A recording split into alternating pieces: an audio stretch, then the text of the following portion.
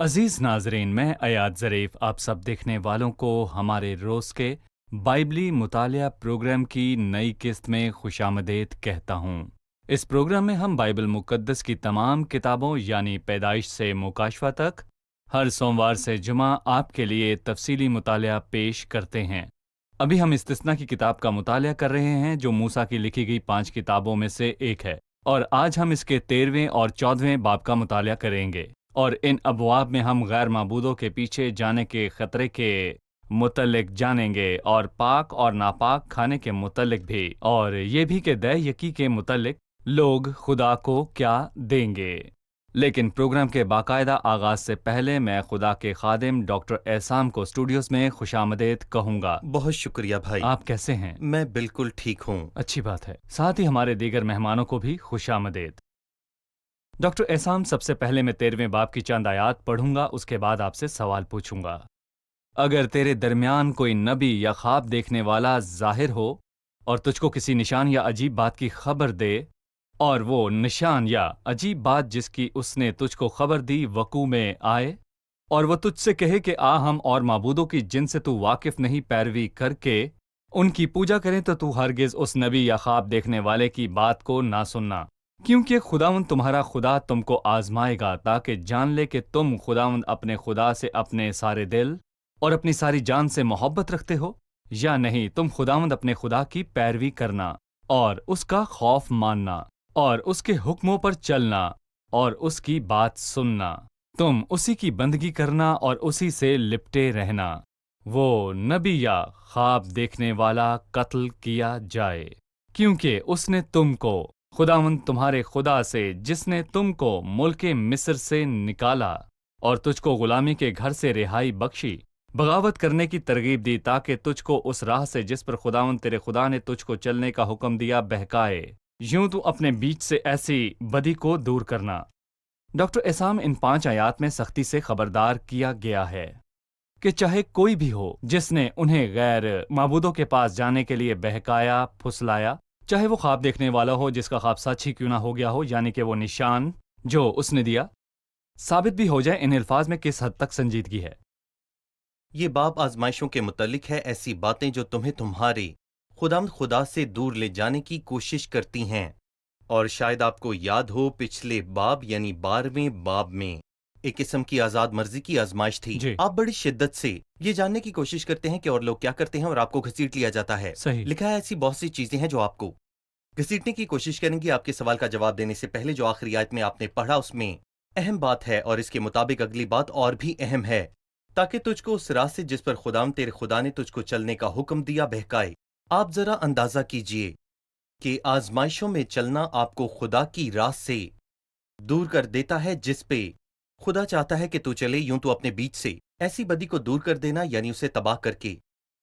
क्या कोई ऐसा है जो ये कहे कि ये खुदा का कलाम है, या ये दावा करे कि खुदा ने हमें ऐसा करने के लिए कहा? और इससे भी बढ़कर ये हवाला ख्वाब देखने वालों के लिए नहीं, बल्कि वो भी जो कोई निशान या अजीब काम दिखाए या उसकी कही हुई बात वकू हो। सो क्या ये मुमकिन है कोई निशान दिखाए या अजीब काम कर सकता हो? और ये एक हैरान कुन बात है, कोई मुझे ख्वाब के मुतालिक बताए और वो हकीकत में सच हो जाए। हमारी जुबान में इसे मौजज़ा कहते हैं। जी बिल्कुल। और क्या मौजज़े का वकू में आना एक इंसान के सच्चे होने को जरूरी नहीं है चाहे मौजज़ा वकू में आए। मौजज़ा वकू में आए। सही। और क्या ऐसे लोग हैं जो मौजज़ात करते हैं लेकिन खुदा से दूर हैं? ये एक अहम सवाल है।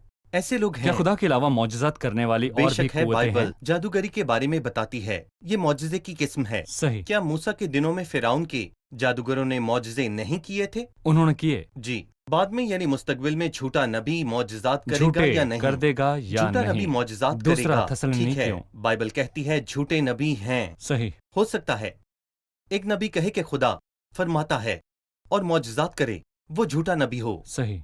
वहां मौजज़ा हुआ। हमारी फितरत है कि हम आंखों देखे पर यकीन करते हैं और पीछे चल पड़ते हैं। सही। तो फिर ऐसा कौन सा पैमाना है जिससे हम इस सब की परख कर सकें? खुदा का कलाम कहता है कि ताकि तुझको उस राह से जिस पर खुदाम तेरे खुदा ने तुझे चलने का हुक्म दिया है बहकाए। खुदाम ने हमें ऐसी बातें बता दी हैं। और आज यही होता है, मौजज़ात के पीछे भागना और लोगों से उनकी तवक्को करना। फिर लोग ऐसे मौजज़ात करने वालों से चिमट जाते हैं।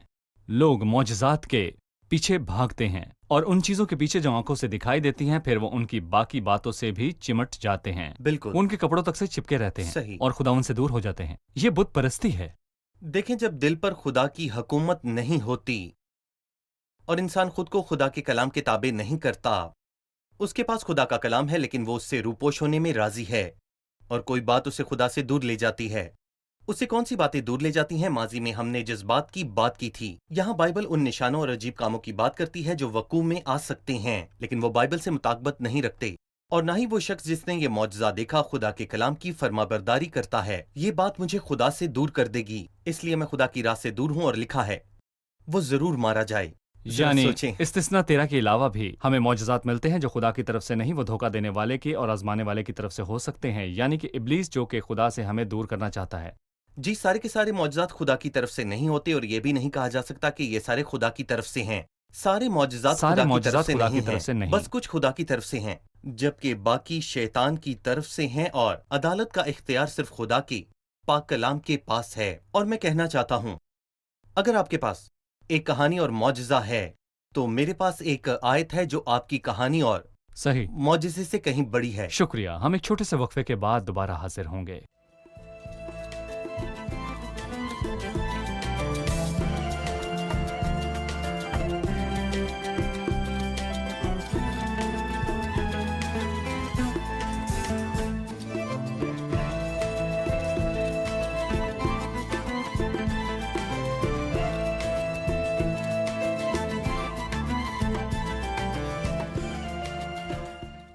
तेरहवें बाप की छठी आयत, अगर तेरा भाई या तेरी माँ का बेटा या तेरा बेटा या बेटी तुझको चुपके चुपके फुसला कर कहे, इस आयत का मतलब क्या है? जी, बाइबल यहाँ भी उन आजमाइशों की बात करती है जो किसी इंसान को खुदा की राह से दूर करती हैं, जिस पर वो चलना चाहता है, चाहे वो उसे जानता हो या ना जानता हो। और इनमें खानदानों का असर भी शामिल है, और बाप के आगाज में यहाँ मजहबी असर की बात की गई है। एक नबी, एक मजहबी शख्स, एक पादरी बड़े असरअंदाज होते हैं, या उनमें मुअस्सर कुव्वत है, और एक बड़ी मुअस्सर चीज खानदान है। इस आयत में घराने के तमाम अफराद का जिक्र है। अगर तेरा भाई या तेरी माँ का बेटा या तेरा बेटा या तेरी बेटी या तेरी हमआगोश बीवी या दोस्त, यहाँ चुपके से का मतलब जो मुझे समझ आता है कि जब कोई शख्स किसी को खुदा से दूर करना चाहता है तो वो इसे खुले आम नहीं कर सकता। ये चुपके चुपके ही किया जाता है, क्योंकि एक शख्स धीरे धीरे ही गुमराह होता है। पोशीदा तौर पर हलाक करने वाली एक ऐसी बात जिसे खास तौर पर इस मौजू का हिस्सा बनाया गया, इसलिए कि ये असर रखती है। ये असर कहाँ से आया? इसकी वजह एक जज्बाती पहलू है जो कि रिश्ते नातों में पाया जाता है। क्या ये मुमकिन है कि एक झूठा नबी मुझे खुदा की राह से गुमराह कर दे? क्या ये मुमकिन है कि मेरा अपना खानदान अंदर की हस्ती पर चुपके से असरअंदाज हो और मुझे खुदा से दूर ले जाए? इसका जवाब भी हाँ में है, क्योंकि खुदावंद इस बात का तस्करा घरानों में पाई जाने वाली बातों के साथ ही करता है। ऐसी बातें और लोग हैं जो उसे खुदा की राह से हटाने की वजह बनते हैं, जिस पर खुदा उस शख्स को चलाना चाहता है। और कलाम कहता है तो तू इस पर उसके साथ रजामंद ना होना। और एक अहम बात, और तू उस पर तरस भी ना खाना। खुदाम ने मत्ती के 10वें बाब में फरमाया, जो कोई अपने बाप या माँ या भाई या बहन को मुझसे ज्यादा अजीज रखता है वो मेरे लायक नहीं। और लूका 14 में कहता है, अगर कोई अपने आप तक से अदावत ना रखे तो मेरा शागिर्द नहीं हो सकता। और जब खुदावंद ही हर बात से ज्यादा अजीज है तो बुराई की सारी बातों का खात्मा जड़ से होना जरूरी है। सही। तरस ना खाने का मतलब नहीं कि मार दिया जाए, और ये इस बात का भी हवाला नहीं कि आज हम किसी का कत्ल कर दें, लेकिन इसका ये मतलब है कि उस राह को बंद कर दिया जाए जी, कि वो शख्स मेरे लिए मर चुका है। मेरा ख्याल है हमें इन बातों में संजीदगी इख्तियार करनी दोबारा इसकी चाहिए। तस्दीक करते हैं। हम पुराने अहदनामे की कुतब का मुतालिया कर रहे हैं, जिनकी हदायत का हरफ ब हरफ इतलाक शरीयत के दौर में होना जरूरी था। शरीयत के दौर की बात ऐसी ही थी। बिल्कुल। आज हमें उन लोगों के साथ अपने ताल्लुकात को ख़त्म कर देने की ज़रूरत है जो हमें खुदा के खौफ से दूर ले जाना चाहते हैं। खुदावन ने कहा कि कुछ मेरी खातिर अपने घरों को, बाप दादा को, सही। अपने बच्चों और खेत खलियान तक को छोड़ देंगे।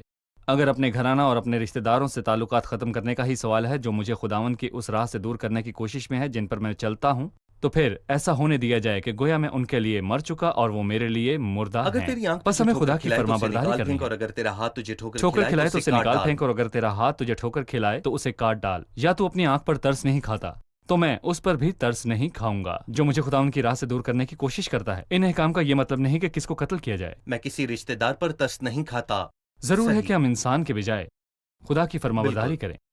اس باب کا تیسرا حصہ 12ویں آیت سے باب کے آخر تک ایک شہر کے متعلق ہے۔ لکھا ہے، اور جو شہر خداوند تیرے خدا نے تجھ کو رہنے کو دیے ہیں، اگر ان میں سے کسی کے بارے میں تو یہ افواہ سنے کہ چند خبیث آدمیوں نے تیرے ہی بیچ میں سے نکل کر اپنے شہر کے لوگوں کو یہ کہہ کر گمراہ کر دیا ہے کہ چلو ہم اور معبودوں کی جن سے تم واقف نہیں پوجا کریں، تو دریافت اور خود تفتیش کر کے پتہ لگانا اور دیکھنا، اگر یہ سچ ہوا اور قطعی یہی بات نکلی کہ ایسا مکروہ کام تیرے درمیان کیا گیا، تو اس شہر کے باشندوں کو تلوار سے ضرور قتل کر ڈالنا اور وہاں کا سب کچھ اور چوپائے وغیرہ تلوار ہی سے نیست و نابود کر دینا۔ یہاں بات کسی ایک انسان کی بغاوت کی نہیں ہے، بلکہ یہ کھلے ایک عام، پورے شہر کی بغاوت ہے۔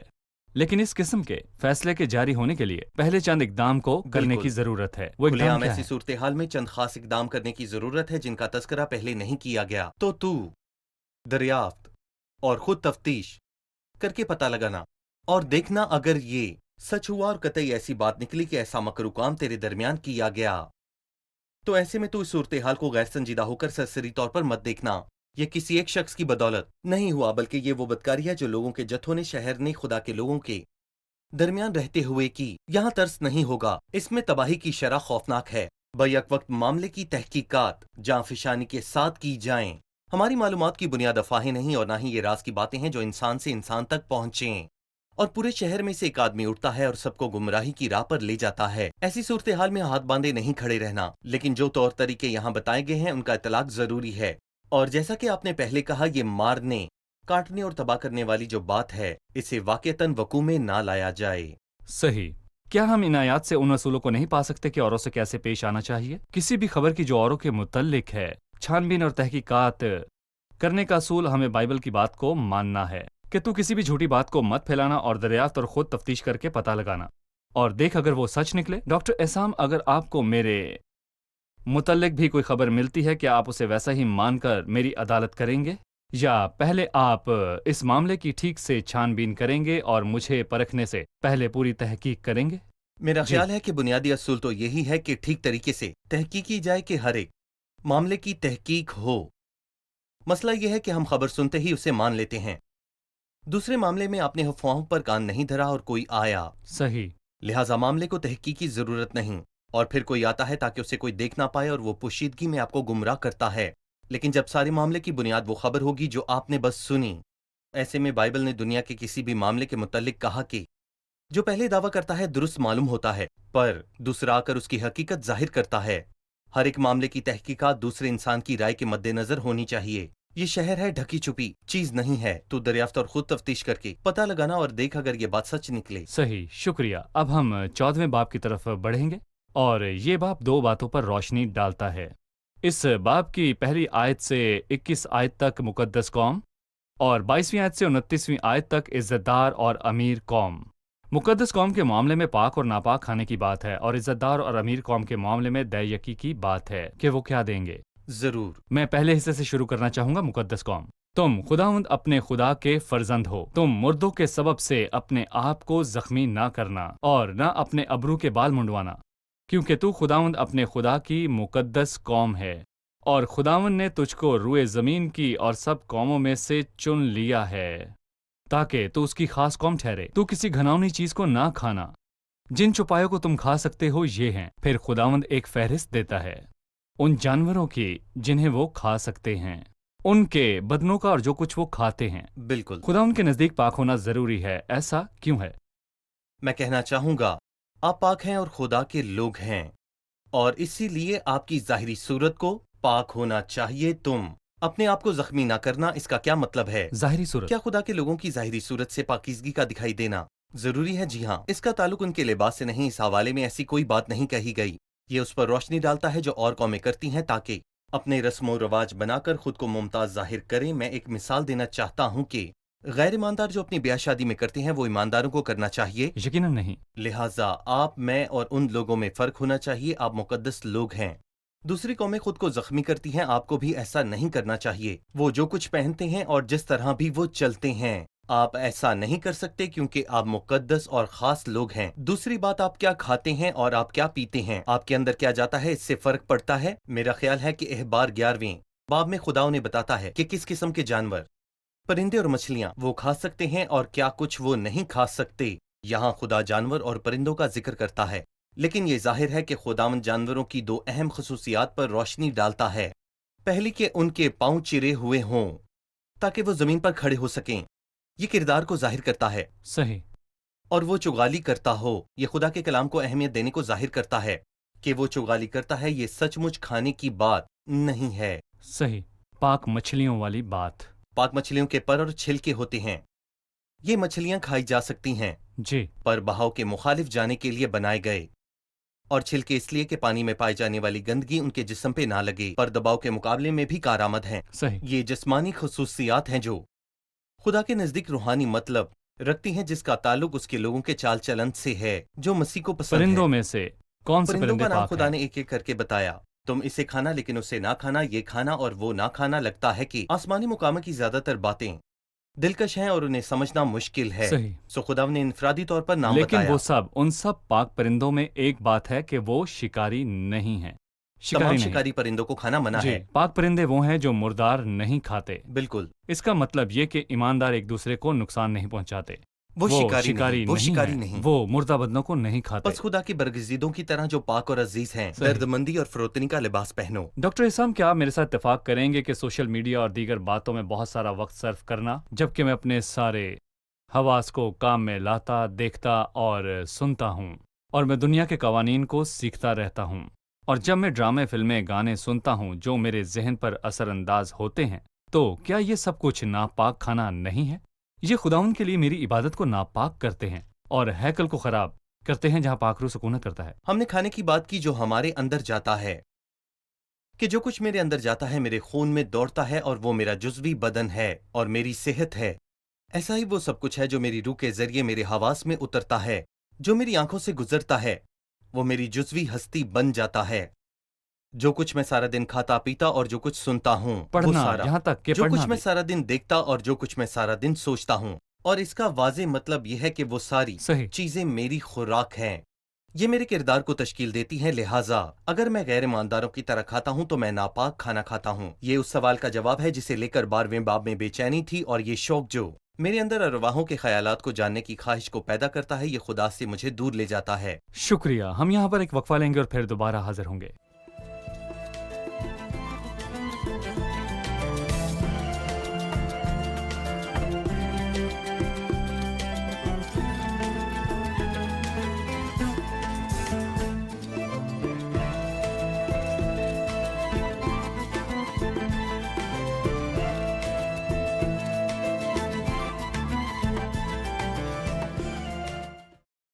بائیسویں آیت دے یکی کے متعلق ہے، اور ہمیں یہ جاننے کی ضرورت ہے کہ دے یکی کیا ہے۔ نئے عہد نامے کی روشنی میں دے یکی کیا ہے؟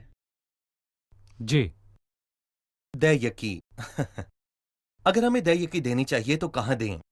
میں دے یکی کے متعلق بتانا چاہوں گا۔ پچھلے لوگ یعنی بنی اسرائیل کیا دیتے تھے؟ صحیح، یہ دے یکیاں ان سے مختلف تھیں جو لاویوں کو ملا کرتی تھیں، اور گنتی کی کتاب کے 18ویں باب میں یہ ہدایات ہیں کہ لاوی کس طرح اپنی ضروریات جی، پوری کر سکتا ہے۔ اس میں فصل کی کٹائی کی دے صحیح، یکی ہے، یہ لاویوں کا حصہ ہے، یہ خدا کا حصہ ہے جس کو اس نے لاویوں کو دینے کا فیصلہ کیا۔ آپ پہلی دے یکی کے علاوہ ایک دے یکی لاتے ہیں جو آپ خداوند کے گھر میں لاتے ہیں۔ صحیح، جب آپ وہاں جاتے ہیں اور خداوند کے گھر میں خوشی مناتے ہیں تو آپ اس کو اکیلے نہیں کرتے، یہ رفاقت کہلائی جاتی ہے۔ صحیح، اور وہ جو میرے پاس ہے میں اپنے ہی اوپر خرچ نہیں کرتا، بلکہ جو کچھ میرے پاس ہے اس کا ایک بڑا حصہ مجھے خدا کے بچوں میں بانٹنا لازمی ہے۔ صحیح، مطلب آپ اپنی دے یکی لاتے ہیں، میں اپنی دے یکی لاتا ہوں، اور ہر کوئی اپنی دے یکی خدا کے گھر میں لے کر آتا ہے، اور ہم وہاں کھاتے پیتے اور خدا کے گھر میں محظوظ ہوتے ہیں۔ اور ہمیں یہ نہیں بھولنا کہ لاوی ہمارے ساتھ کھاتے ہیں، جی، اور پردیسیوں اور یتیم اور بیوہ کا بھی اس میں حصہ ہے۔ اور گنتی کی کتاب میں ہم نے سیکھا ان کا حصہ کھیت کے کونے اور سروں میں بھی ہے، اور کٹائی کے وقت جو گر جائے ان کا ہے، لیکن خداوند کہتا ہے کہ لاویوں کا تمہارے ساتھ حصہ ہے اس دے یکی میں جو تم کھاؤ گے، لہٰذا یہ دے یکی تم میں تقسیم ہوگی، لاویوں اور پردیسیوں اور یتیموں اور بیواؤں میں، اور اس رفاقت میں جو خدا کے بچوں کے درمیان ہے۔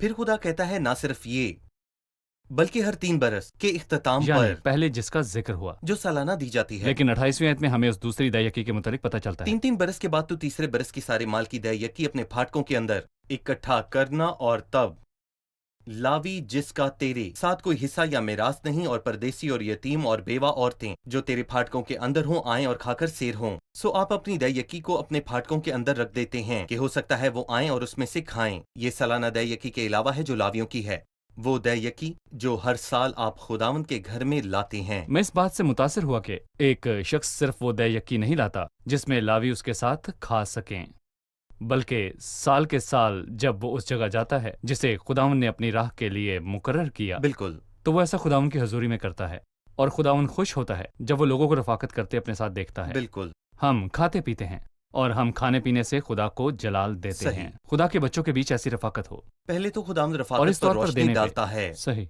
इस तौर पर देना मतलब हम बहुत बार इस बात को सुनते हैं कि हम देते हैं ताकि खुदा हमें लौटाए, हम पाने की खातिर देते हैं। ये नजरिया है कि जितना खुदा को देंगे उतना ही वापस पाएंगे, वो किसी का कर्ज नहीं रखता। क्या यही वाहिद मकसद है कि एक ज़ख़ीरा शख्स खाना में लाओ और उससे मेरा इम्तिहान करो। हाँ, पूरी दयकी ज़ख़ीरा खाना में लाओ और इससे मेरा इम्तिहान करो। इसके अलावा भी कोई मकसद होना चाहिए जिसके बायस में 1 या 2 दयकियां नहीं बल्कि अपनी सारी जिंदगी दे दूं। कुछ लोगों के मुतालिक बाइबल में बताया गया कि उन्होंने पहले खुद को खुदा को दिया। मैं कुछ ऐसा देने का मकसद कैसे रख सकता हूँ? जब हम इस आयत की बात करते हैं कि पूरी दयकी ज़ख़ीरा खाना में लाओ और फिर मेरा इम्तिहान करो, अगर आप गौर करें तो पुराने अहदनामे में वो कितना दिया करते थे? क्या वो फक्त दयकी ही दिया करते थे? सही, दयकियां वो अपने माल का तकरीबन 35% दिया करते थे, बाशमुल कुर्बानियों और नजरों के। वो अपने माल का 35% दिया करते थे, और अगर आप गौर करें तो ये कितनी बड़ी रकम है। आज हम क्या देते हैं और हमें कितना देना चाहिए? अपनी हैसियत के मुताबिक देना है। इससे पहले कि हम दें, पालूस कहता है कुछ ईमानदारों ने अपनी हैसियत के मुताबिक दिया, कुछ ने बढ़कर दिया। उन्होंने ऐसा क्यों किया? उनकी नीयत अच्छी थी। पहले उन्होंने अपना आप खुदावंद को दिया। जितना एक शख्स खुद को खुदावंद को देता है, खुदावंद के मामलात में मुख्तलिफ जरूरतों की खातिर वो अपना हिस्सा भी लेता है। सही। लिहाजा दयकी की दोनों सूरतें अहम हैं। पहले दिल आता है, पहले दिल आता है, और फिर मेरी जिंदगी में मेरी हुकूमत नहीं रहती, और जो कुछ मेरा है वो खुदा का हो जाता है। मैं खुदावंद का हो जाता हूँ, और जो कुछ मेरे पास है मैं उसका मुख्तार हूँ। मुझे जितनी इजाजत मिली उतना खर्च करना है। मालिक कौन है? और मुझे उतना ही खर्च करना चाहिए जिससे मेरा मालिक राजी हो। हर एक बात में मेरा का लफ्ज लगा देने के मतलब को बिगाड़ देता है। पैसा मेरा पैसा बन गया, माल मेरा माल बन गया, और फसल मेरी फसल बन गई। और एक बेवकूफ ने कहा कि मैं अपनी जान से कहूंगा कि तेरे पास बहुत से बरसों के लिए बहुत सा माल जमा है, चैन कर और खा पी और खुश रह। मैं अपनी कोठियां ढाकर इनसे बड़ी बनाऊंगा। हम मुख्तार हैं। लुका 14 के आखिर में लिखा है, बस इस तरह तुम में से जो कोई अपना सब कुछ तर्क ना करे, उसे क्या तर्क करना अपने दिल की चाहिए? मर्जी को। जो कुछ उसके पास है। जी, जो नहीं करता वो मेरा शागिर्द नहीं हो सकता। ये आयत बड़ी जी। ही संजीदा है, पर ऐसा क्यों है? उसे हर बात को तर्क करना है जो उसमें है, और अगर नहीं तो फिर कोई बीच का रास्ता नहीं। आप आधी शागिर्दियत इख्तियार नहीं कर सकते, और यहाँ कोई समझौता नहीं है। अगर वो तर्क नहीं करता तो वो मेरा शागिर्द नहीं ठहर सकता, हरगिज नहीं। अगर आधी बातों को तर्क करता है तब भी वो मेरा शागिर्द नहीं। सही। तर्क कर देना मुख्तार होने का कानून है, जिसका आपने जिक्र किया है कि चीजें मेरी नहीं, मेरा वो है जो खुदा ने मुझे दिया है। लिहाजा मैं ऐसे खर्च करता हूँ जैसे एक मुख्तार को करना चाहिए, जो ईमानदार होना लाजमी है। ये उसने मुझे दिया है। अगर कल वो मुझे ज्यादा देता है तो उसका मालिक कौन है? और अगर कल मेरे पास थोड़ा हो तो मैं अपने माल में से कितना दे सकता हूं जिसकी कोई हद मुकर्रर नहीं है। और यकीनन देने का मामला सच में बहुत बड़ा है, जिसे हम अक्सर खुद भी करते हैं। शुक्रिया। हम प्रोग्राम के इख्तिताम पर पहुंच चुके हैं। आइए अब मेहमानों से आज के प्रोग्राम की राय जानते हैं। आज के प्रोग्राम में आपने क्या सीखा? कि वो सारे मौजज़ात जो हम अपने आसपास होते हुए देखते हैं खुदा की तरफ से नहीं हैं, क्योंकि बाइबल हमें झूठे नबियों के मुतल्लिक बताती है। मैंने सीखा है मुझे वो काम नहीं करना है जिससे खुदा नाखुश होता है, क्योंकि माजी में बनी इसराइल भी खुदा से दूर हो गया था, और आज भी बहुत से लोग खुदा से दूर हैं। हमने सीखा कि दयकी का कानून नए अहदनामे के मुताबिक फ़क्त देना नहीं, बल्कि अपने ज़राए के मुताबिक देना और अपनी ताकत से बढ़कर देना, और पहले खुद को खुदा उनको देना है। शुक्रिया। खुदा आपको बरकत दे। डॉक्टर एहसान, आपका बहुत भी शुक्रिया भाई, शुक्रिया। खुदा आपको बरकत दे। अजीज नाजरीन, हमने अपनी बात का इख्तिताम इस कौम पर किया जिसे सबसे पहले पाक होना चाहिए, क्योंकि वो पाक लोग थे, ताकि वो खुदावंद की इबादत कर सकें। पाकीज़गी ही से कोई इंसान इस लायक बन सकता है कि खुदा से रफाकत रख सके। जी, अमली पाकीज़गी के बिना मैं खुदा से रफाकत नहीं रख सकता। खुदा के साथ रोज़ाना की रफाकत मैं किस तरह रख सकता हूँ जबकि मेरा दिल किसी एक बात में नहीं। इसका एक हिस्सा दुनिया का है और मेरा बदन दुनिया के कवानीन और इख्तियार के आगे झुकता है, और मेरा जहन दुनिया के दबाव से अपनी शक्ल और हालत तब्दील करता है। नाजरीन, हमें खुद को दुनिया के कामों से, उसकी निजासतों से, उसकी बातों से अलग करना है जो हमें अपने रंग में रंगना और अपने मुताबिक ढालना चाहती है। लेकिन जहन के नया हो जाने से सूरत बदलते जाओ। हमें यह समझने की ज़रूरत है कि हम लोग अलग हैं। हम आसमानी शोहरत और आसमानी जिंदगी के वारिस हैं और हमारा चाल चलन आसमानी होना चाहिए। फिर ही हम खुदावंद को ना सिर्फ अपना वक्त या अपना पैसा, बल्कि अपनी जिंदगी, अपना वक्त, अपना पैसा, अपना बदन और अपनी रूह उसे दे सकते हैं। अगले प्रोग्राम में आपसे फिर मुलाकात होगी। खुदा आप सबको बरकत दे।